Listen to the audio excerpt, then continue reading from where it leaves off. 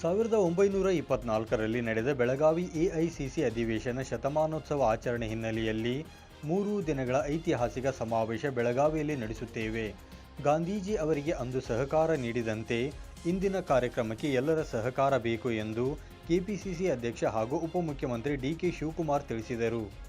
ಯಾಕೆಂದ್ರೆ ಅವರು ಅದನ್ನ ಬಂದು ನಿಮ್ಗೆ ವಿಚಾರವನ್ನು ತಿಳಿಸ್ತಾರೆ, ಏನೇನು ಸಂದೇಶವನ್ನ ಈ ರಾಷ್ಟ್ರಕ್ಕೆ ಕೊಡ್ತಾರೆ ಅನ್ನೋದು ಅವರು ವಿಚಾರವನ್ನ ಅವರು ತಿಳಿಸ್ತಾರೆ ನಿಮ್ಗೆ.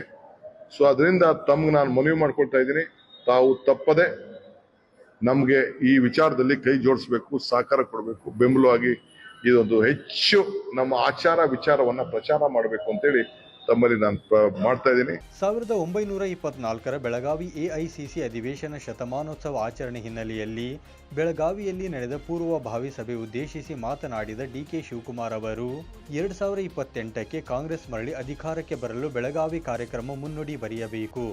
ಸಚಿವರು, ಶಾಸಕರು, ಕಾರ್ಯಕರ್ತರಿಗೆ ಜವಾಬ್ದಾರಿ ವಹಿಸುತ್ತೇವೆ.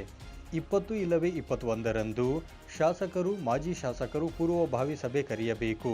ಶತಮಾನೋತ್ಸವ ಕಾರ್ಯಕ್ರಮ ಯಶಸ್ವಿಗೆ ಎಲ್ಲರೂ ಕಾರ್ಯನಿರ್ವಹಿಸಬೇಕು. ಇದು ಕಾರ್ಯಕರ್ತರ ಕಾರ್ಯಕ್ರಮ. ಹೊಸ ಮುನ್ನುಡಿ ಬರೆಯಬೇಕು. ಈ ವರ್ಷ ರಾಜ್ಯದಲ್ಲಿ 100 ಕಾಂಗ್ರೆಸ್ ಕಚೇರಿ ಕಟ್ಟಿಸಲು ನಿರ್ಧರಿಸಿದ್ದೇವೆ ಎಂದು ಡಿ.ಕೆ. ಶಿವಕುಮಾರ್ ಇದೇ ವೇಳೆ ತಿಳಿಸಿದರು. ಬಹಳ ವಿಜೃಂಭಣೆಯಿಂದ ಜೊತೆಗೆ 100 ಕಡೆ ಕಾಂಗ್ರೆಸ್ ಕಚೇರಿನ ಉದ್ಘಾಟನೆಯನ್ನ ಝೂಮ್ ಅಲ್ಲಿ ಮಾಡಬೇಕು ಅಂತ, ವರ್ಚುವಲ್ ಮಾಡಬೇಕು ಅಂತ ಇದ್ದೇವೆ. ಸುಮಾರು 72 ಕಡೆ ಈಗಾಗಲೇ ಸಿದ್ಧತೆಯಾಗಿ ಬಂದಿದೆ.